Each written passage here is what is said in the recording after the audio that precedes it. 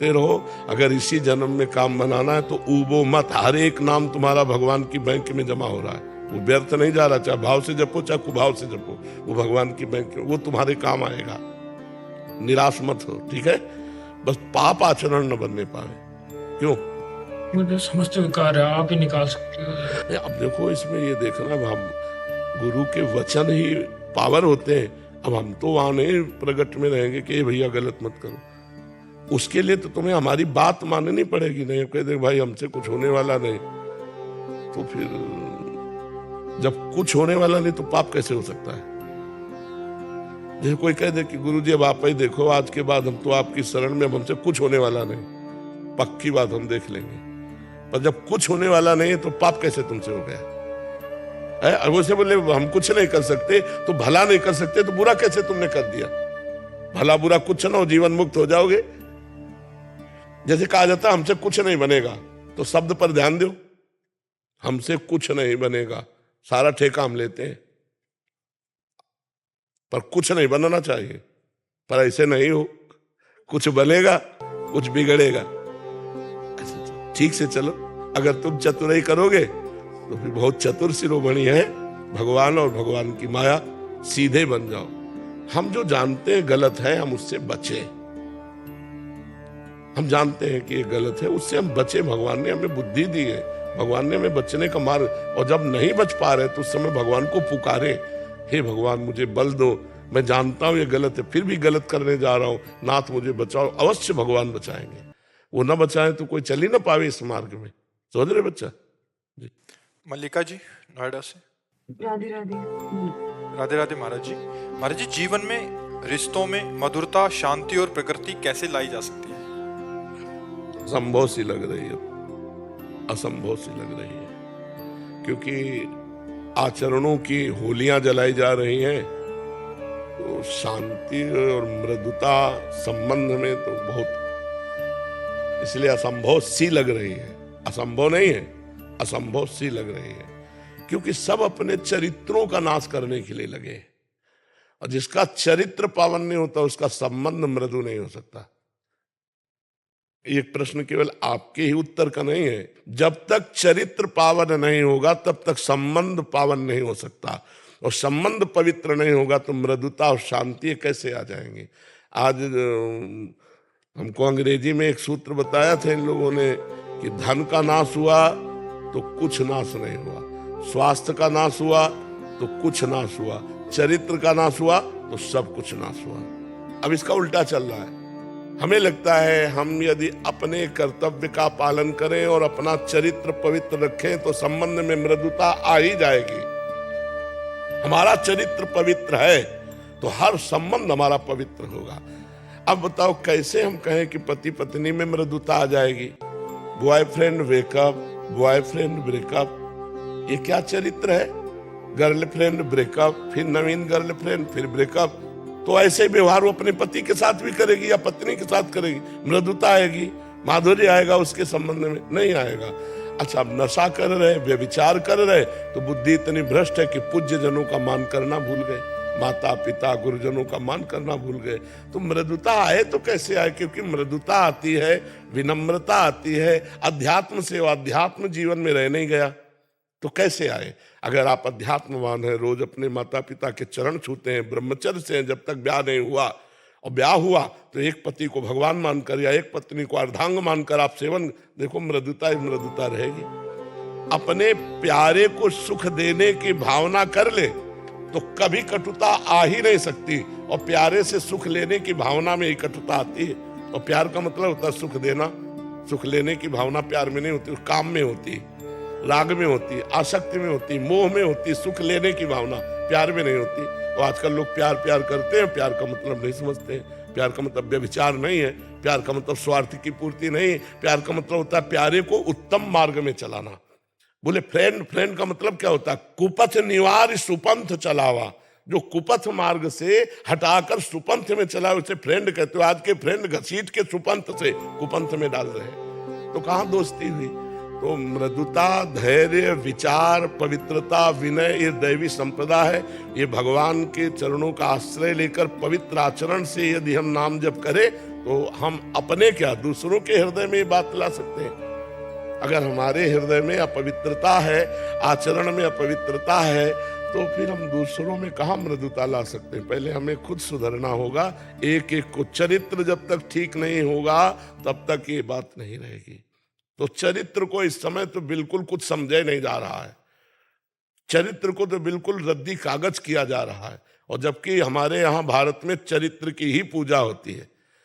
रावण किस बात में कम था? उत्तम कुल पुलस्त करना थी, और विद्वान तो अद्भुत और बलवान तो अद्भुत। क्या कमी क्या थी? चरित्रहीनता। बस चरित्रहीन होने के कारण पुतला जलाया जाता है। जिस वंश को राम जी प्रणाम करते हैं ना, उस वंश का था उत्तम कुल पुलस्त करना थी। भगवान ब्राह्मण वंश को नमस्कार करते हैं, रघुवंश में प्रकट हुई। विद्वान शंकर जी का अद्वितीय भक्त। लोग जैसे भगवान को झूले में झुलाते हैं, ऐसे 20 बार कैलाश को उठाकर भुजाओं में झुलाया भगवान शिव पार्वती को, ऐसा महावीर। लेकिन चरित्रहीन हो गया तो राक्षस शब्द माथे पे मढ़ दिया गया। रावण राक्षस थोड़ी था, पुलस्त जी का नाती है। पुलस्त ब्रह्म ऋषि है, वो साधारण तो, लेकिन राक्षस आचरण, उसके चरित्र आचरण बिगड़ गए। तो आज हर बच्चा आचरणहीन होता जा रहा है। संयम बात तो दिमाग में नहीं रह गई है कि संयम क्या होता है, जितेंद्रियता क्या होती है, ब्रह्मचर्य क्या होता है। न पढ़ाया जाता है, न सिखाया जाता है, आचरणहीनता होती चली जा रही। तो विद्या विनय देती है और यहाँ अविनय बढ़ रहा है। देखो नए नए लड़कों की बात देखो, अपने माता पिता, असभ्यता बढ़ती चली जा रही है। तो हमें लगता है मृदुता कैसे आवे। क्यों, आपका लक्ष्य क्या है पूछने का? कि कभी कभी नकारात्मक परिस्थितियां लगती हैं, कभी मन उदास हो जाता है किसी बात को लेकर, तो उस टाइम भी अपने आप को पॉजिटिव कैसे रख सकते? हाँ, उस समय पॉजिटिव ऐसे रखो कि अगर कोई संबंधी आपके साथ ऐसा बर्ताव करेगा, असंबंधी बर्ताव करे, तो हमको तो 2 मिनट में हटा देना चाहिए। चलते हुए फुटपाथ में कोई हमें गाली दे तो हमें पागल समझना चाहिए। बातुल भूत विवश मतवारे, ते नहीं बोले वचन विचारे, जिनकर कहा सुनी नहीं काना। गली चलते कोई गाली दे, उसका प्रभाव नहीं लेना चाहिए। पागल आदमी, बोलने दो। अपना संबंधी जिससे हमारा संबंध होता है, वो जब हमारे प्रतिकूल बोलता है तब हमको क्षोभ होता है। उस समय हमें सोचना चाहिए कि मेरे कर्म की पवित्रता के लिए भगवान इसके अंदर बैठकर प्रतिकूल बुलाकर मुझे जलन दे रहे, और वो जलन मेरे को पवित्र कर रही। अपना नया कर्म ना करे, शांत हो जाए, सह जाए। अगर सह गया तो सहत सहत बाढ़े भगति, गृहतन गुरु हितगार। उसके हृदय में भगवान की भक्ति बढ़ेगी। सहन करना साधुता है। जब विभीषण को लात मारी रावण ने, तो विभीषण जी ने यही कहा, तुम पितु सरिस भले ही मोहि मारा, पर राम भजे हित नाथ तुम्हारा। तुमने भले मारा, तुम पिता के समान हो, पर फिर भी भैया यही कहूंगा कि राम जी का भजन करने से ही तुम्हारा कल्याण होगा। तो भगवान शंकर ने कहा, उमा संत कह यही बढ़ाई, करत मंद जो करत हो। ये विभीषण संत है, वो मार रहा है, ये भलाई कर रहा है। तो अपना कर्तव्य, यदि आप सत्संगी हैं, यदि आप अध्यात्म को जानते हैं, तो अपने जनों के द्वारा किया हुआ प्रतिकूल व्यवहार भगवान का विधान मानकर सह लेना चाहिए, जिससे हमारे पाप नष्ट होते हैं। और उनके प्रति कभी द्वेष न करते हुए प्रेम में व्यवहार करा, तो उनको एक न एक दिन समझ में आ ही जाएगा। सबके दिल है, सबके हृदय है। जब वो प्रतिकूल करेंगे और आप करोगे, तो ये व्यवहार उनके ऊपर चढ़ बैठेगा और उनको आपके अनुकूल बना देगा, बिल्कुल अनुकूल बना देगा। हमसे जो द्वेष करे, हमसे जो प्रतिकूलता करे, यदि हम विनम्र व्यवहार करें और उनके द्वारा की हुई प्रतिकूलता को सह जाएं, तो एक दिन वो हमसे अवश्य मधुर प्रेम करने लगेंगे। अवश्य हमारे संबंधों में मृदुता आ जाएगी। अब वो प्रतिकूल बोले हम जल कर, और प्रतिकूल बोले तो कटुता आ जाएगी। हमें क्षमाशील होना चाहिए, धैर्यवान होना चाहिए, और ये क्षमाशीलता और धैर्यवान भगवान के भजन से आएगी। राधा राधा राधा राधा जितना जपोगे, उतने आपका हृदय शीतल रहेगा, उतने आप सह पाओगे। जी। प्रवीण जोशी जी, श्री हरिवंश महाराज जी। महाराज जी, आपके प्रवचनों में सुना है कि गुरुदेव चित्त में बैठ जाते हैं। इसमें शिष्य का कितना प्रतिशत है जो अयोग्य है और भोगों में के प्रति बहुत ज्यादा आकर्षित है? आज का सत्संग सुना है क्या? उत्तर तो मिल ही गया होगा अगर सत्संग सुना होगा। आज का सत्संग सीधे वकालत थी, प्रभु से वकालत थी। अगर उसको पकड़ पाओ तो पकड़ो कि आपकी ही माया है और आपके ही हम हैं। अगर आप माया को नहीं डांटोगे तो हम पिसते चले जाएंगे। आपको डांटना पड़ेगा, अपनी माया को डांटना पड़ेगा। नाथ जीव तब माया मोहा, सो निस्तरी तुम्हारी छुहा। तो वास्तविक बात तो यह है कि हमको केवल ऐसे होना है, हम ऐसे नहीं हो पाते हैं। हमारा कर्तृत्वाभिमान, भोक्तत्व भाव, ये हमको ऐसे हो जाओ, निहाल हो जाओगे। बंधन केवल देहाभिमान का ही है, कर्तृत्वाभिमान का है। अहंकार विमूढ़ आत्मा कर्ता हमिति मन्यते, ये अहंकार ही सब दुखों की जड़। संसृति मूल शूल प्रदनाना, सकल शोकदायक अभिमाना। ये गुरु की शरण में, अगर संत की शरण में, भगवंत की शरण में हम इस अपने अहंकार को समर्पित कर पावे तो हम निहाल हो जाए। हम कुछ नहीं कर पाएंगे, आखिरी बात है, हम कुछ नहीं कर सकते। अगर कुछ कर सकते हैं तो अपना बिगाड़ सकते हैं। अब आप जानो, हे नाथ मेरे बनाए ना बनेगी कोटि कल्पनो, आपके बनाए बनेगी पल पाओ। 5 मिनट चूक को ये नहीं कहेगा कि बेचारा 50 साल से लड़ रहा है, 5 मिनट हार गया, नहीं बख्शेगा।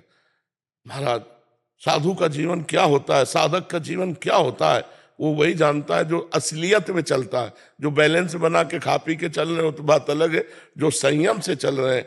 अब इसके बाद भी मन की गति सुधरना ही नहीं चाहती। लाख बार समझाओ ये भगवान की झूठी माया है, इसमें मन लगा के अपना समय नष्ट करना, जीवन नष्ट करना है। थोड़ी देर तो समझ में आता, फिर वही फिर वही। तो इसलिए महाराज, आप ही अपनी माया को डांट दो, मेरे बस की बात नहीं है। ये आखिरी में आता है, ये आखिरी शरणागति, और शरणागति ही भगवत प्राप्ति है। जब हम किसी काम के नहीं रह जाते, सुनेरी मैंने निर्बल के बलराम, तभी बात बनती है। नहीं तो कहीं ना कहीं अपबल तपबल और बाहुबल चौथो बल है दाम, ये बना ही रहता है। विद्या रूप महत्व कुल धन जो बन अभिमान, सच कंटक देखे जहां रहे न भक्ति निदान। ये भगवान की कृपा से केवल सुधरना क्या है जानते हो? अहंकार मिटना है बस। जितना अहंकार गलित होता चला जाएगा, उतने अध्यात्म की ऊंचाई पर आप चलते चले जाएंगे। देहाभिमान ही जीव के बंधन की श्रृंखला है। जैसे वो ट्रैक्टर में फंसाने वाला नहीं होता, ऐसे कर दो, हल जोतने वाला अलग, ट्रैक्टर अलग, बस वो जो फंसाने की श्रृंखला है अहंकार है। अहंकार हट जाए, माया अलग आप अलग, ये सब माया ही है। इसी में तो फंसे, माया कोई बाहरी थोड़ी है, यही माया है। ये भगवान की प्रकृति के द्वारा रचा हुआ जो शरीर है, इसी शरीर को मैं मान करके, तो जब हम पूर्ण समर्पित हो जाते हैं तो चित्त पे अधिकार गुरुदेव का हो जाता है। किसी के नामे अपनी जमीन कर दे तो अधिकार उसका नहीं हो जाएगा। तो तन मन प्राण गुरुदेव को समर्पित, अब गुरुदेव का अधिकार हो गया तो तुम्हारे मन को पकड़ लेंगे, तुम्हारे चित्त को पकड़ लेंगे। पहले तुम्हारी परीक्षा होगी कि तुमने नामे कर दिया कि नहीं। अगर आया कि मेरे साथ, तो मतलब प्रॉपर्टी आपकी है, अब आप संभालिए। मैंने तो कुछ बुरा ही नहीं कहा, बेमतलब हमें डांट दिया, डांट करके बाहर निकाल के खड़ा कर दिया। तुम्हारे को अभी डांट लग रही है क्या? तुम्हें बुरा लग रहा है क्या? अच्छा बुरा लगना इसका मतलब अभी आपने कुछ दिया नहीं है। अगर तन मन प्राण समर्पित कर दिए तो गुरुदेव अहंकार को चकनाचूर कर देते हैं। समर्पण से शुरू होगा अहंकार का नाश का प्रक्रिया। अब वो गुरुजनों के भाव है, कैसे नष्ट करें? ज्ञान दे के नष्ट करें या आपको वास्तविक प्रक्रिया में ला के नष्ट करें? और अहंकार नष्ट हुआ, भगवत प्राप्त हो गया। सारा खेल इस अहंकार का है। अहम समर्पित कर दो, तभी कहा गया तनुवांग मनोभिरमलई शुभम तयवाश्रिता। शरीर से, मन से, वाणी से निर्मल होकर मैं आपकी शरण में हूँ। समझ पा रहे भैया? सदगुरु भगवान, आप कहते हैं माया पूरे शरीर हमारा यही है शरीर है। आपकी तबीयत का देखता हूँ, मैं लंदन में रहता हूँ, 2 हफ्ते पहले आपकी देखा तबीयत बहुत खराब किया, रोते हैं लोग वहाँ पे। कुछ मतलब पता ही माया है, लेकिन फिर भी रोना आता है, क्या कर सकते हैं? हाँ, माया के 2 विभाग कर लेते हैं। माया के 2 विभाग कर लेते हैं। एक भगवत समर्पित माया प्रसाद रूप, और एक स्वतंत्र माया विषाद रूप। ये प्रसाद रूप है, ये मायाकृत शरीर है पर ये भगवान को समर्पित है। तो प्रसाद का आदर होता है और प्रसाद में प्रियता हो जाती है।